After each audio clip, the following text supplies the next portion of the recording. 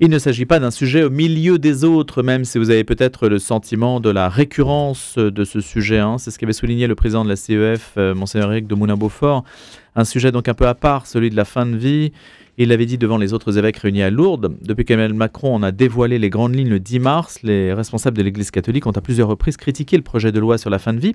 Ils avaient insisté sur la place des soins palliatifs, jugés en deçà des attentes, même si le président de la République a promis une stratégie décennale dotée d'1 milliard d'euros supplémentaires, et que l'exécutif dit sa bonne foi en la matière, du moins sa volonté de vouloir faire une place aux soins palliatifs. Sur la fin de vie, l'Église semble avancer à contre-courant de la société, mais en fait on n'assiste pas à un débat général. C'est pour l'instant quelques acteurs qui essaient d'alimenter ce débat voulu par l'exécutif, enfin que ne veut pas nécessairement l'exécutif, mais en tout cas qu'il pose sur la table. Jean Laco-Singuilly est avec nous, il est cancérologue, professeur émérite d'ORL et de chirurgie faciale à la Sorbonne et praticien à l'hôpital Fondation Rothschild, co-directeur du département éthique biomédicale du Collège des Bernardins. Il est aussi diacre permanent dans le diocèse de Paris et son nom avait été remarqué lors d'une tribune publiée dans Libération récemment. Bonjour Jean Laco-Singuilly. Bonjour Louis Dauphren. Vous souhaitez justement que le débat sorte du milieu ecclésial.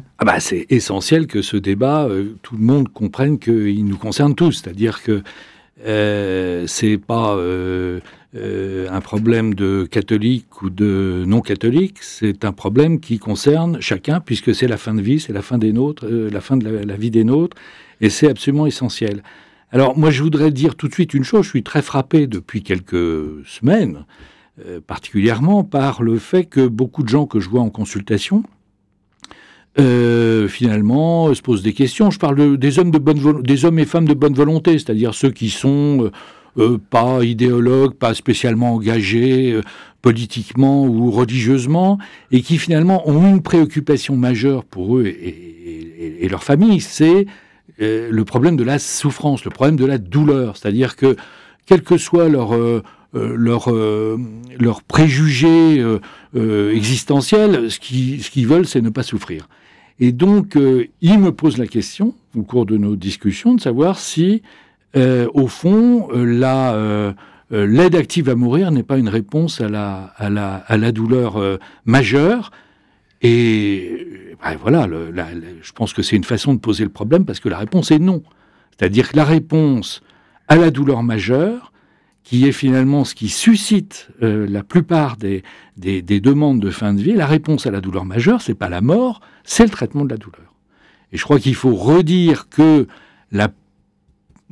l'immense majorité des douleurs importantes sont absolument traitables et contrôlables. Et lorsque les patients voient leur douleur contrôlée, eh bien, ils changent complètement de façon de voir. Comment les persuader que la douleur est contrôlable ? Eh bien, en traitant cette douleur. Et c'est bien le problème. C'est-à-dire que moi, par exemple, je suis un cancérologue, je suis un bon chirurgien, je crois, un bon cancérologue, mais je ne suis pas un très bon praticien de la douleur. C'est-à-dire que le problème qu'il y a en France actuellement, c'est que beaucoup de personnes qui ont des douleurs importantes du fait d'un cancer, par exemple, eh bien, n'ont pas la possibilité de voir cette douleur traitée. Et c'est pas seulement les 23 départements où il n'y a pas de soins palliatifs.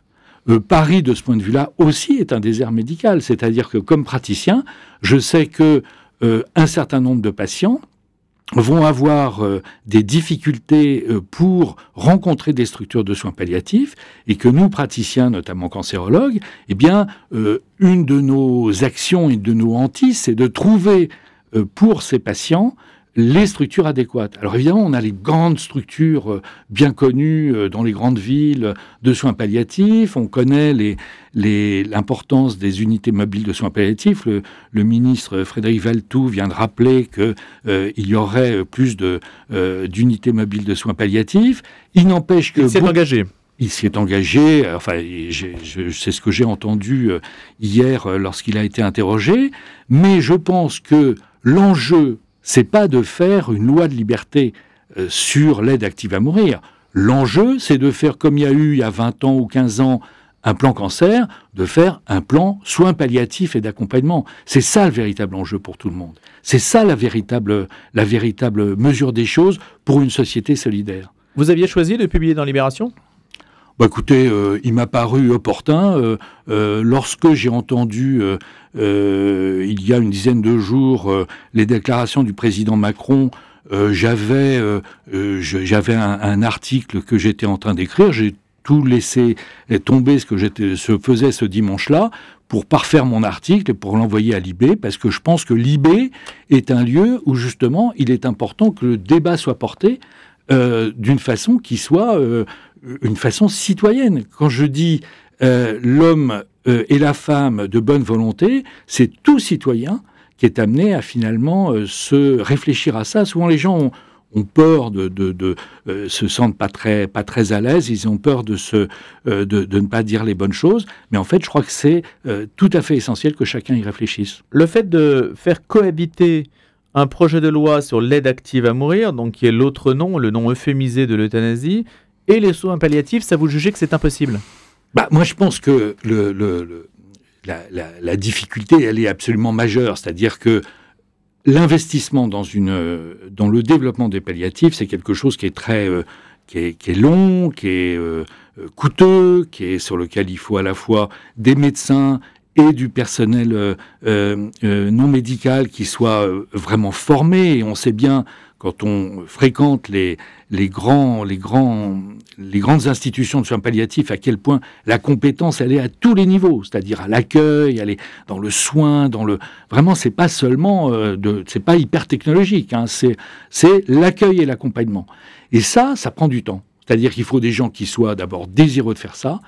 Et moi, je pense profondément que s'il existe une possibilité finalement d'aide active à mourir, eh bien, au fond, l'investissement considérable qui est nécessaire pour les soins palliatifs, il se fera pas, ou il se fera mal, ou il se fera insuffisamment. Il y a un arbitrage qui sera obligatoire. Et je pense que psychologiquement, après, comme je le mettais dans cet article, assez rapidement, les jeunes médecins, les jeunes infirmières, les jeunes citoyens, les jeunes administratifs, ils trouveront au fond qu'il y a cette possibilité de faire une aide active à mourir.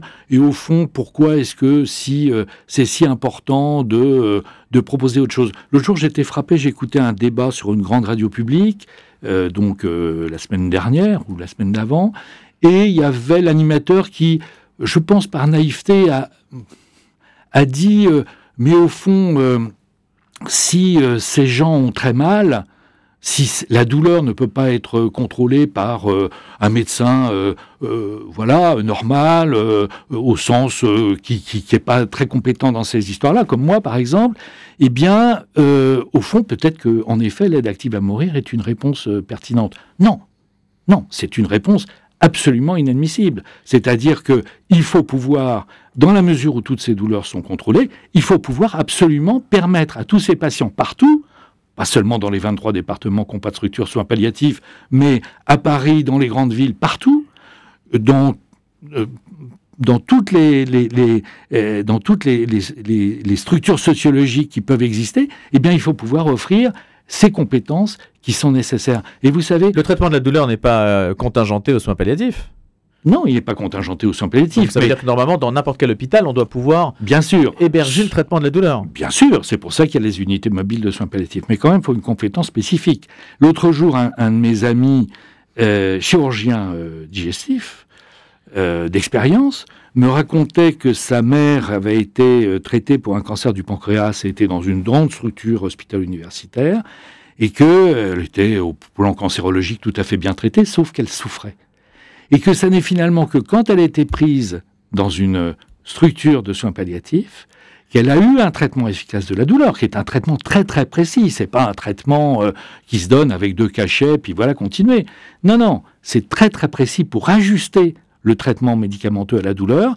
Eh bien, cette femme, sa douleur a disparu, et elle a pu vivre ces dernières semaines de vie dans une qualité de relation et dans une qualité de confort qui fait qu'elle ne demandait plus, alors qu'elle demandait à son fils de la faire mourir, elle n'a plus demandé à son fils de mourir parce qu'elle a pu reconstituer une vie qui a été extraordinaire. Et moi, je crois beaucoup à ça. C'est-à-dire que je l'ai vécu comme...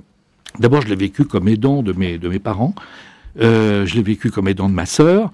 Et puis, je l'ai vécu beaucoup comme praticien, c'est-à-dire qu'il y a des patients que j'allais voir à Jeanne Garnier ou à Cognac-Jay, et qui finalement avaient récupéré une qualité de vie. Ils savaient qu'ils allaient mourir, mais ils étaient dans une qualité de vie dont ils voyaient à quel point elle était importante dans leur vie et dans celle dans celle des leurs. Le fait que l'on assimile l'euthanasie ou le suicide assisté à un soin, puisque c'est un peu le langage, l'élément de langage qui domine dans la proposition de l'exécutif. Ça, c'est une forme de quoi? De perversion du langage, puisque vous dites que ce n'est pas un soin. On sait bien que le langage est en effet quelque chose qui permet beaucoup de travailler et je ne veux pas dire manipuler, mais en tout cas dans la médecine, comme dans d'autres domaines, le langage est un élément évidemment de communication et d'évolution. Mais ce que vous dites, c'est que si on le présente comme un soin, le patient aura tendance à le choisir aussi. Oui, mais je crois que sur la palette de la proposition. Oui, mais je crois que ça, alors là, les soins palliatifs, les gens qui s'occupent de soins palliatifs récusent le fait que ce soit un soin. Non, c'est pas un soin. C'est-à-dire que c'est vraiment les soins palliatifs, c'est toute une gamme de prise en charge, à commencer par celui de la douleur, mais aussi tous les aspects qui permettent finalement de soutenir le patient en fin de vie.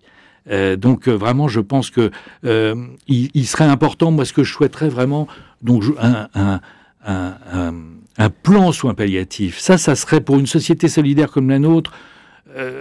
La France... Il n'y a pas de pétition qui a été envoyée à peut-être ça serait une solution, mais en tout cas la France... Vous en prendriez la tête, Jean Lacaussinguély? Je n'ai pas cet objectif, mais moi ce que je pense c'est que tout le monde doit se mobiliser pour ça. Et moi, ce que je voudrais, par exemple, c'est qu'il y a plein de gens qui sont des gens, médiatiques, des personnalités fortes, politiques ou des médias, dont les parents ont bénéficié ou des proches ont bénéficié des soins palliatifs. Et eux, moi, j'aimerais bien les entendre. C'est-à-dire que pour dire, écoutez, voilà, oui, mon père, ma mère, mon fils, mon enfant, etc., a été très malade, a souffert, a eu une fin de vie. Et vous savez, c'est toujours sur des expériences personnelles qu'on prend une option sur ce genre de grands sujets. Quand on a entendu sa grand-mère hurler de douleur, on dit je suis pour qu'on puisse l'euthanasier. J'ai entendu récemment une dame qui expliquait ça dans un débat public. Je pense que cette dame qui hurlait de douleur, elle aurait dû avoir son traitement. Ce traitement de la douleur. Alors peut-être que c'était il y a 20 ans, peut-être que c'était pas possible, peut-être qu'on n'était pas aussi compétent. Oui, le paradoxe, c'est que le traitement de la douleur a fait des progrès énormes. Bien sûr. Et donc la demande d'euthanasie arrive à un moment où le traitement de la douleur est aujourd'hui que ce traitement de la douleur devrait être disponible partout. Il devrait y avoir une subsidiarité absolue. Ça coûte cher? Ça coûte pas très cher. La médecine palliative, elle coûte cher surtout par les structures et par les investissements en personnes. En tout cas, ça vous paraît être le premier service public? Ah, mais ça me paraît absolument essentiel qu'on se batte sur ce sujet-là et que finalement on se rende compte que la réponse à la douleur ou à la souffrance de vie, et c'est pas la mort. J'entendais l'autre jour, je vais peut-être insister là-dessus. J'entendais l'autre jour encore sur une importante chaîne publique une personne dire que au fond la société pouvait décider que les personnes atteintes par le grand âge, soumises à plein de comorbidités, isolées, seules, malheureuses, au fond, il pouvait être souhaitable pour elles et par la société de décider de mourir. Moi, je crois que ça, c'est quelque chose qui n'est pas acceptable. C'est-à-dire que je pense que l'eugénisme soft, je lisais M. Chapoutot qui a écrit sur le nazisme, ils ont écrit la même chose dans les années 30. Hein. Donc, je crois qu'il faut se méfier des dérives auxquelles on peut assister. Et j'ai insisté beaucoup dans mon article sur le fait que je crois que si on décide de faire une loi de liberté d'aide active à mourir, le risque, c'est que finalement, des personnes un peu, en effet, seules et fragiles, disent « bah oui, au fond, je vais mourir », et que, en conséquence, il y ait une rupture. Moi, je crois beaucoup au fait que le risque de rupture du pacte de confiance entre les gens, il soit très très rapide. C'est-à-dire qu'on est une société française qui développe plein d'aides aux aidants. Les aidants, je suis venu en parler ici, Oui. c'est-à-dire voilà, aider. Et il y avait une dame l'autre jour qui me disait quand même. Il y en a des millions, hein, des aidants. Des aidants, 11 millions. J'ai pas de moyens, n'empêche que la France, me dit-elle, une dame comme ça que je voyais en consultation, qui me disait quand même que la France me donne la possibilité que ma mère puisse bénéficier d'un certain nombre de dispositifs. Donc ça, c'est la France, c'est très, très spécifique à la France. De même, il y a des dispositifs de lutte contre le suicide. Hein, vous savez que le suicide, c'est une maladie sociale majeure. Eh bien, je serais profondément désespéré, le terme est peut-être fort, mais désespéré que la France décide, au fond, d'instituer cette rupture, d'instituer cette perte de confiance, de faire que finalement, des personnes âgées, comme je le disais dans mon article, ne veuillent pas rentrer dans un hôpital parce qu'elle aurait peur qu'on les pousse à décider librement de mourir pour une euthanasie heureuse. Non, le risque, c'est ça. Le risque, au contraire, ça serait d'affirmer de façon beaucoup plus ferme et uniquement, voilà, le plan soins palliatifs et d'accompagnement, parce que là, il y a une réponse, mais qui demande effectivement de puiser dans son énergie de pays. Alors, Jean Lacaussinguilly, justement, puisque vous parlez de la manière dont ceux qui ont profité des soins palliatifs, ou du moins dans leur entourage, savent le prix que cela représente, pour qu'ils se mobilisent. Comment aujourd'hui sortir cette mobilisation d'un petit cercle. D'un petit cercle, oui. De gens concernés. Et ben moi, alors, un petit cercle qui est quand même assez grand. Il y a celui des soignants, bien sûr, et ça, j'imagine que vous le voyez, ce cercle-là. Oui, tout à fait. Mais c'est très frappant, ça, le fait qu'un nombre... Moi, j'ai été depuis... Maintenant, ça fait plusieurs années qu'on parle de... Ça fait déjà l'année dernière, des grands débats, il y a 2 ans, bon... et puis le Covid nous a quand même mis devant une réalité de la fin de vie qui a été terrible, c'est-à-dire les gens qui mouraient comme ça tout seuls, non accompagnés. Ça, c'est une réalité qui a été quand même un choc. Moi, je pense que ça a été un choc national quand même, et puis international. Moi, je pense que je trouve qu'il serait important que toutes les personnes qui ont vécu ça, qui ont connu cette expérience. Et de quelle manière peuvent-elles se mobiliser ? Eh ben, elles peuvent soit en parlant, puisque si ce sont des gens médiatiques, c'est-à-dire qu'ils aient le courage de dire voilà des choses qui ne sont pas forcément en relation avec ce que veut dire le mainstream de leur Mais vous connaissez les professeurs de médecine qui sont prêts à affronter l'exécutif ?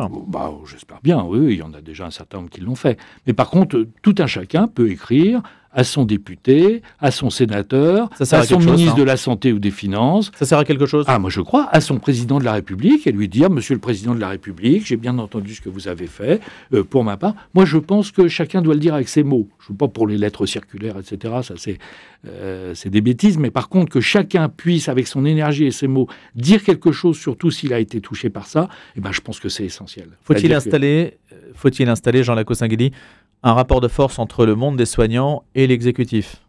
On sait que le monde des soignants est quand même assez nombreux, que l'hôpital est suffisamment dégradé pour que s'instaure un rapport de force. Moi, je ne crois pas que ce soit je crois pas que ce soit la bonne façon de faire. D'abord parce que le monde des soignants, il est extrêmement hétérogène. Et puis, ça représente plein de métiers, plein de